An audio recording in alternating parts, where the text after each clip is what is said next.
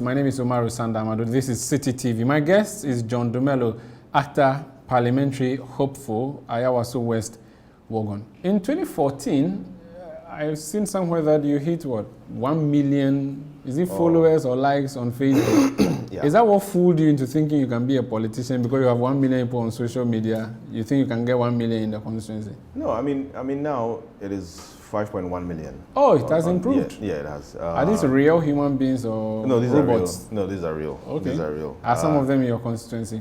Yes, some of them are. But I do not base my entry into politics on the numbers I have on social media. You know, it's about doing something on the ground. You know, social media can fool you.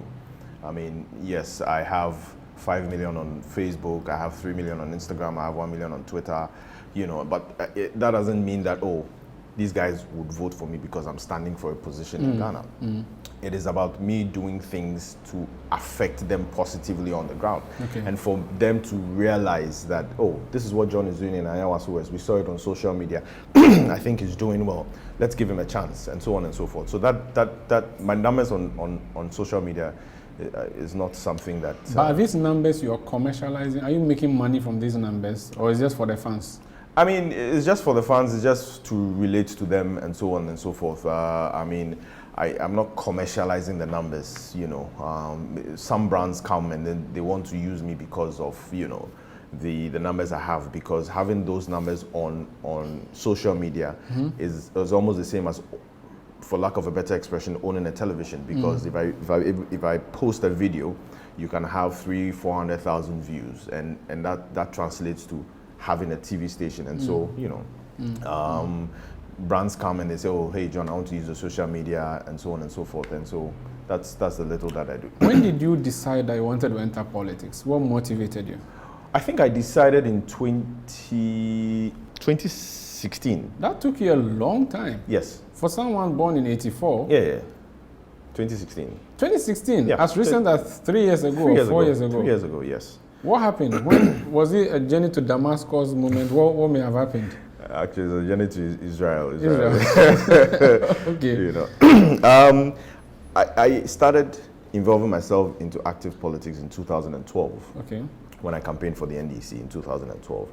But was this a contract to campaign for the NDC as movie people, or it was something you did out of genuine love for NDC? It was something I did out of genuine love. But when they see that you are doing something out of genuine love, they put you in a group and say, okay, it's like you being a lawyer, and they say, oh, we know this guy is, you know, campaigning for the NDC. Let's put him under the legal team, and so on and so forth. And so I started campaigning in 2012 for the NDC. But before that, I mean, I grew up in an NDC family. Oh, okay. I mean, my dad is NDC.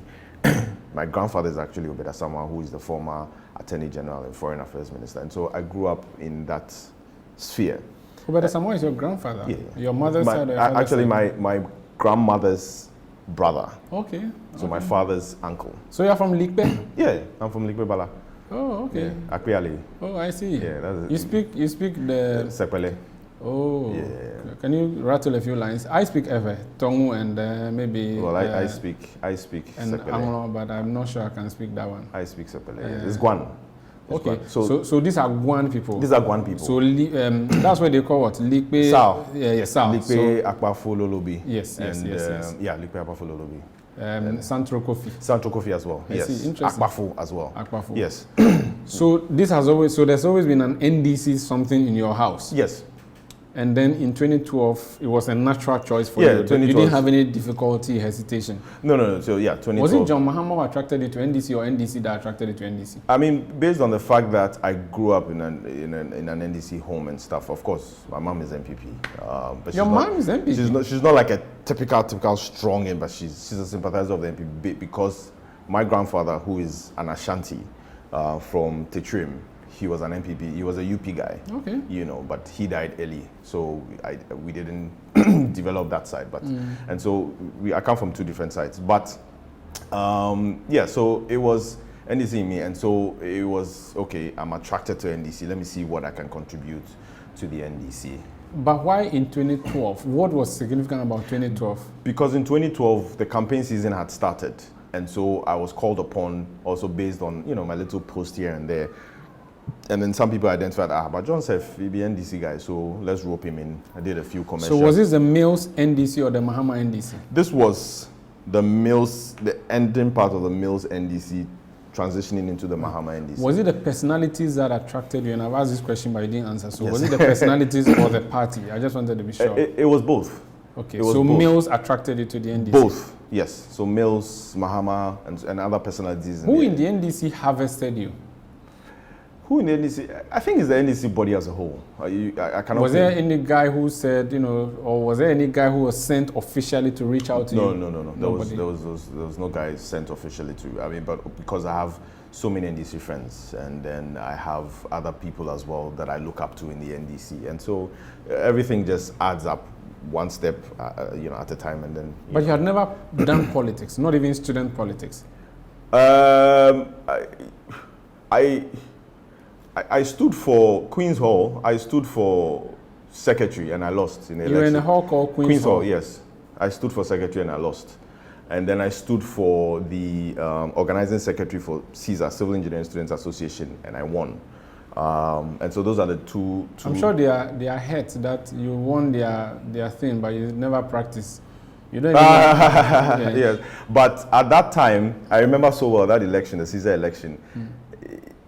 Charlie, you can't be complacent in elections because whenever I enter the classrooms, oh, John, forget, John, but we know you already, yeah. And I won by just 8 votes. Wow, and you're looking at everybody and like, really? Yeah, that's all the fear delegates. It started from that It's time. been in your head. Yeah. But so again, I'm still interested. Why in 2012, in that time of your life, you decided that, all right, politics, hold on a moment, I want to do politics. Why politics and why NDC? I mean, aside the fact that your family and relatives have been in there, why politics first of all? I think I've always had... You're not worried that politics was too bloody? No, because when you're in the entertainment industry, it's pretty bloody as well. Okay. I mean, you have your fair share of controversies, and so you develop a thick skin. And so moving into politics or transitioning into politics is an easy thing. I mean, I speak to a lot of people and they say, Charlie John, I can't do politics because it's bloody and it's controversies and stuff. But I said, look, because I'm from an arts industry, I'm used to these things, and so transitioning into politics is pretty much easy. Did you ever weigh NDC versus MPP to make your choice, or you just went with NDC? No, I just went with NDC. You didn't care what MPP had to offer? You didn't care that they had free SHS on the board? In 2012? Yes, it was mentioned. Yeah, it was mentioned, but we also were mentioning so many things as well. Progressively free SHS, that's what you were mentioning at the time. Yes, so we're mentioning other things at the time, and so you just get aligned. I got aligned. You weren't concerned that your party at the time had been associated with so much corruption? No. That they were singing songs for your party saying that you were corrupt and so on. You still was, yes. You were willing to associate your brand with that? Yes, but the fact that they were saying that we're corrupt, that doesn't mean we're corrupt. How come when John Mahama won in 2013, he didn't give you a job in his government? I wanted to, I want the government to come into power. I'm not looking for a remuneration. I'm not looking for, right now that I've campaigned for them, so what is in it for me? Are you going to give me a position? No. You never lobbied? No. You were not approached? No. I mean, I never lobbied. My job in my heart was to be able to campaign for the NDC in 2012, which I did after they won. It's cool. What was your relationship with John Mahama like? I mean, my relationship with him now is perfect. Just as he's friends with other people. Yeah. You vibe?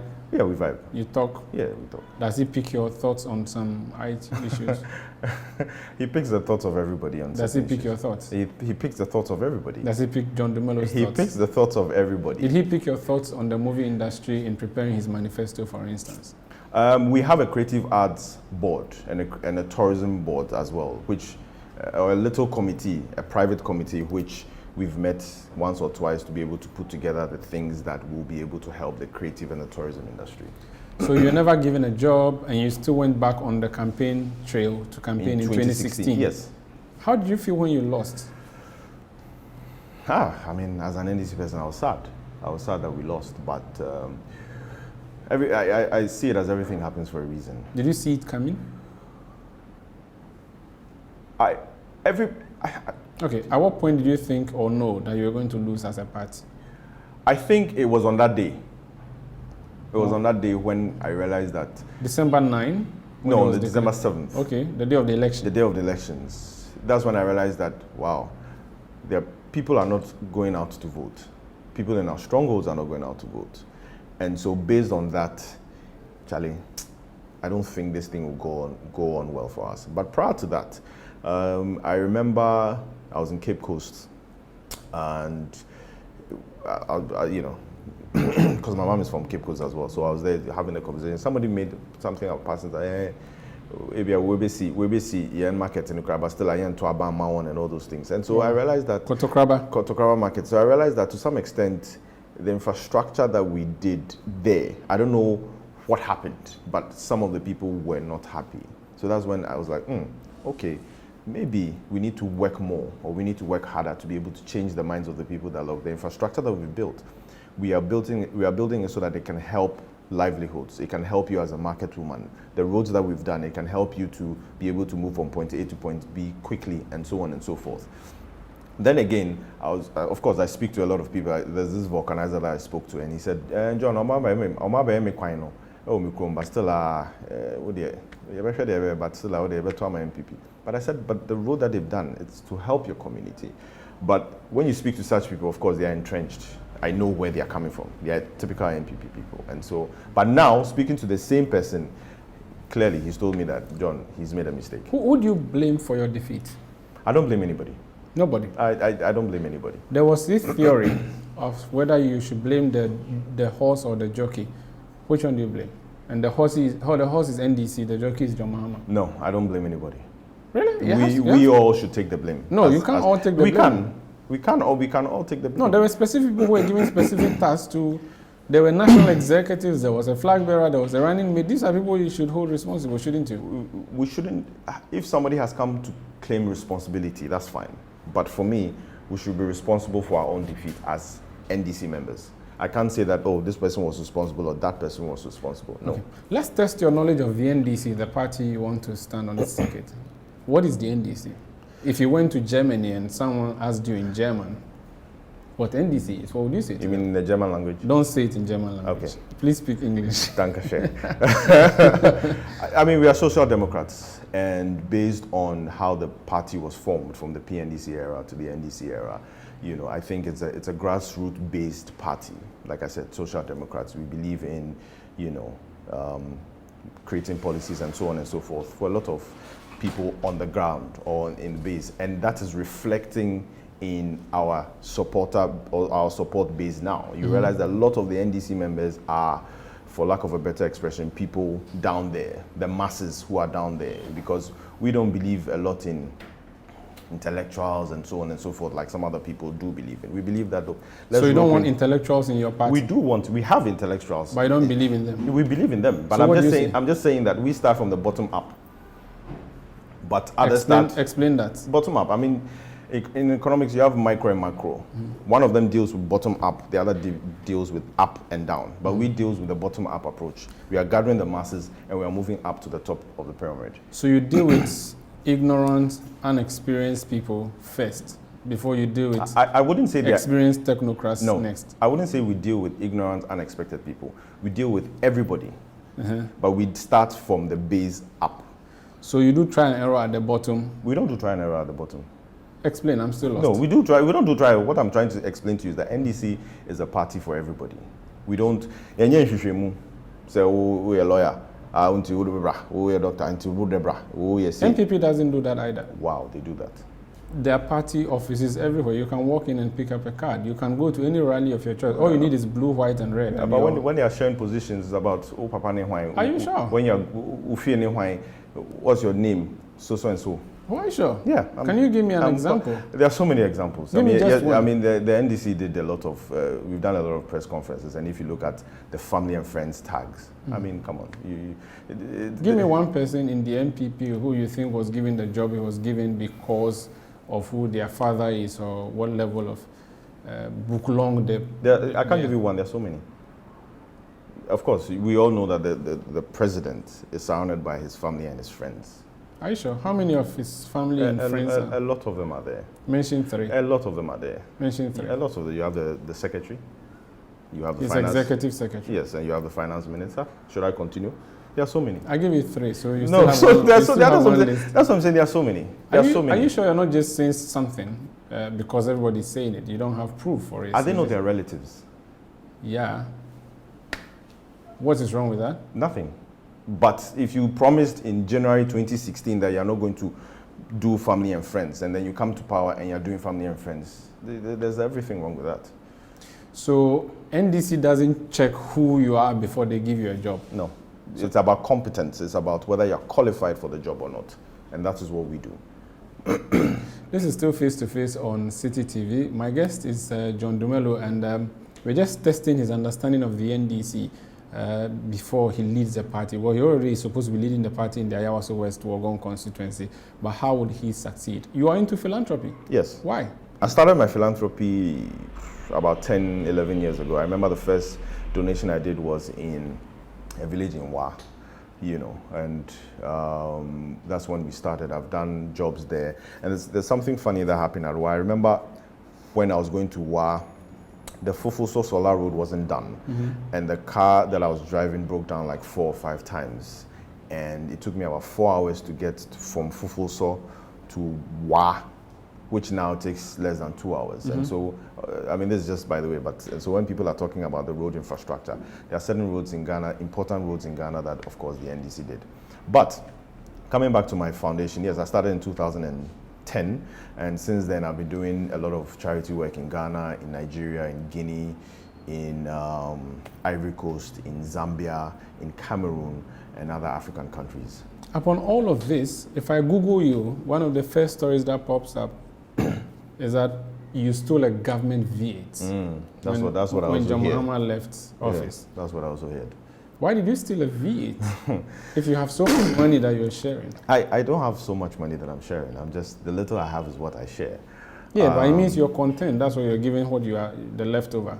No, it's not about that. It's about having what you have, the little that you have, and sharing it. Was that why you stole the V8? No, to sell and share with everybody? I mean, look, every sensible person would say that, okay, so if you were given a vehicle,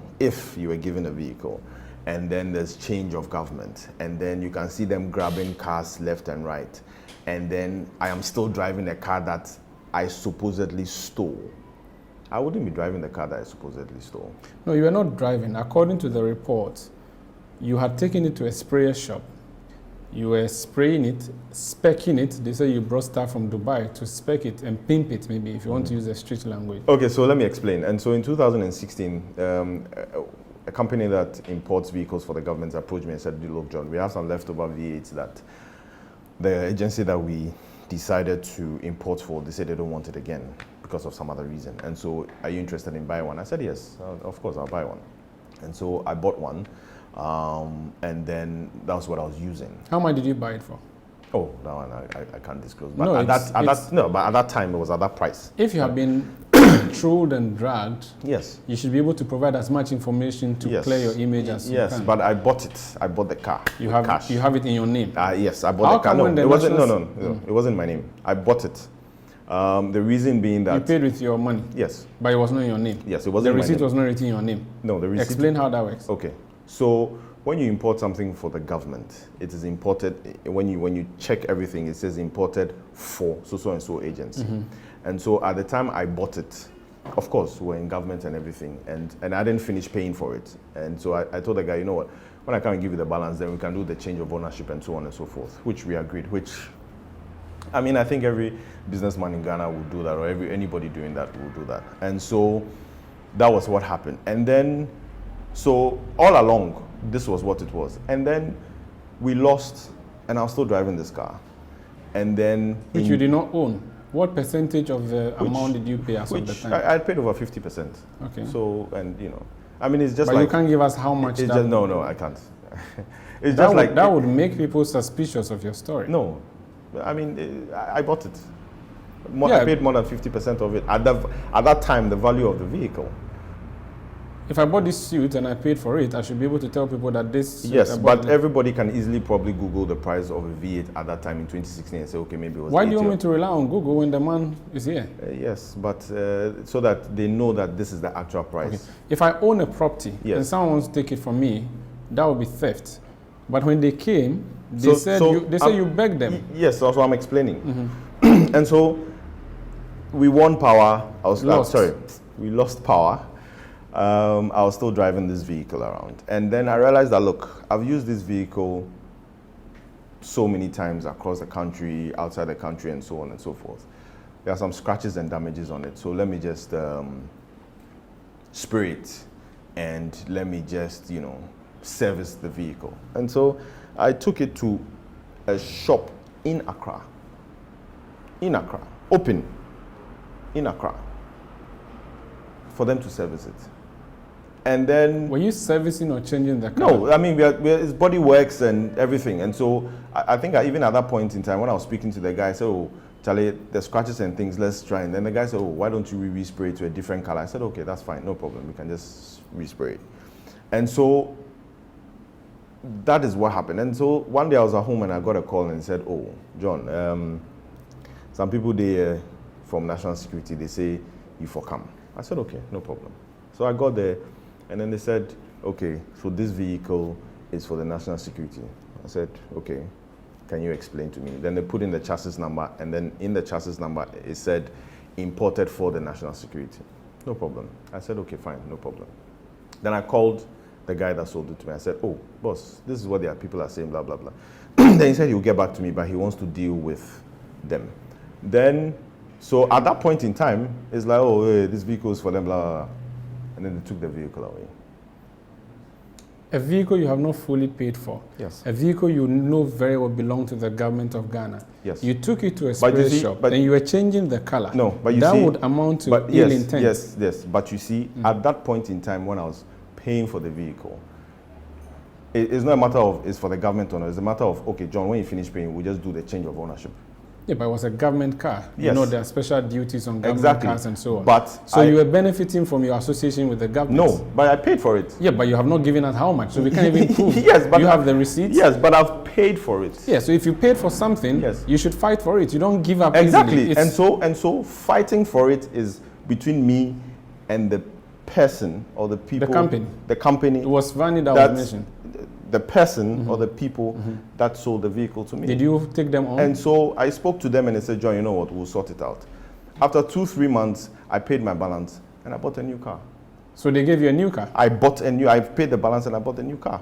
I don't get it. You gave the balance to the company and they gave you a new car? And I bought a new car, yes. No, you didn't buy a new car. I mean, yes, it's a new car. So they gave you a new car to replace the one that was taken by the government? Perfectly. Was it a V8? Yes. I see. You don't think that what you were doing was fraudulent? No, at all. There's nothing fraudulent about it. If you mentioned the former First Lady, I never mentioned anything in any report. At the time the National Security came to take the car, I didn't write any formal report. I didn't write anything down. They just came and they took the vehicle away. So all the stories you read, I mentioned former First Lady, I mentioned this, I mentioned this, I mentioned this. They were all false. If you couldn't be trusted to hand over a government vehicle that was given to you, even when you were not a government appointee, can we trust you, for instance, if you became a minister of state, that you will not repaint the house, the government bungalow that will be given to you and pay half of it? I can't repaint it because at that point in time it's a government bungalow. Yeah, but the car was a government vehicle too. But I had paid for it. Yes, I'm saying so say Mahama wins in 2020. Give me a second. Yes. Mahama wins 2020, gives you minister for something. Yes. Maybe anything. Yes. And then, is there a ministry you hope to be a minister? No. Anything. And then you're given a government bungalow. Then you go and pay 20% or 50% deposit and say you want to own this bungalow. And then you start painting it. It's the same scenario. Yes, but at the time you start paying it, the process for ownership begins. So you can do whatever it is you want to do to it. That's not true. If you don't pay, it's not yours. No. It's like you buy a land. When people who sell land, Yes. they say, oh, pay 20% and start development. Yes. That is it. That's a condition. But you see, because you were in government and associated to the I government. wasn't in government. You were associated with the I government. wasn't in government, yes. You should not have bought a government vehicle because things would have worked easily for you and you knew that this was state property. There's a difference if you are dashed a vehicle, and there's a difference. For now on my show, Yes. it stands that you were dashed because No. you haven't told us how much you paid for it. At that point in time, the price of the vehicle is there for everybody. And it's to so see. difficult for you to mention that price. And you're not going to tell it to us now. And even though you've paid the vehicle 3 years on, you still Yes. don't want to give us a date. No. You don't think that would affect you in any way? It is not going to because affect people me. still mock If you. you In want fact, your colleague in the industry, Samini, Yes. was out and about calling you out for Umaru, if you want to know the price of a vehicle at that point in time, it should be between $90,000 to $100,000. So how much of that did you pay? I paid more than 50% of that. Which will take us to what? More than 50%. Samini said, we'll never forget you. Yes. We'll never forget your views. Yes. Are you hurt? No, I, as a matter of fact, after that, I had a wonderful discussion with him, and he tweeted after that and says, you know what, John, we are entrusting you as the youth.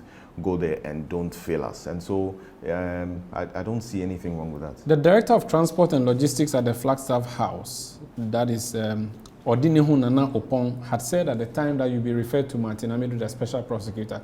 Did the Special Prosecutor ever invite you over this vehicle? No. Never? Has any security agency ever invited you over this? No. You've never been? Never. You've never been made to write any statement? Never. So the vehicle is gone, you found your new vehicle, and it's over. Exactly. There's a publication, let me read it for you, by Bridget Azore Yora for Graphic, and it was scaled from Kasapa FM, 28th August 2019. Quote, in an interview on Accra-based Kasapa FM on Wednesday, August 28th this year, Mr. Dumelo indicated that he currently does not, quote, even have a dime left on me for the next round of campaign activities, unquote.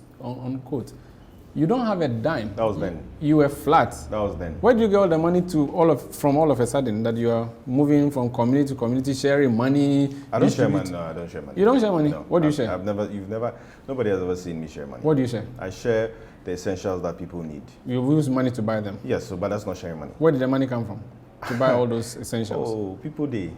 My pocket today, God day. No, yes. It doesn't work like that in politics. Like that. Where is your source of your money? My source of money is from benevolent people who come and say, John, get 1 CD, get 2 CDs, get 3 CDs, and use it to support your campaign. Are you serious? Very serious. How do they do this contribution? How can we track it? So that we cannot say it was when you were close to John Mahama that he possibly gave you 1 sack load that you went to keep somewhere. I mean that is totally false. Yeah, I didn't say that's what the case is. I'm just saying, how can you prove that that's not what it is? If people said that it was. Yeah, but if people say that, where's the proof? How do the people pay the 1 CD to you? Do they send it via Momo or they drop it in your account? No, these are friends. These are personal friends who come to me and say. How many rich friends do you have? It's not about being rich. Mm-hmm. It's about being content with what you have and sharing the little that you have. And so if tomorrow you call me and say, John, come and get 500 CDs to support your campaign, I'll gladly take it.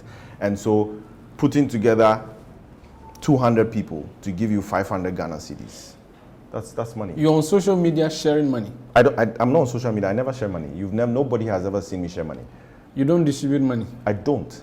If I've ever distributed, somebody should bring me evidence and say, John, we saw you giving somebody 1 CD or 2 CD for vote. Never. But you distribute the essentials which you use that money people to need. Yes, and that is what politicians do. How much money did you put aside for your own campaign?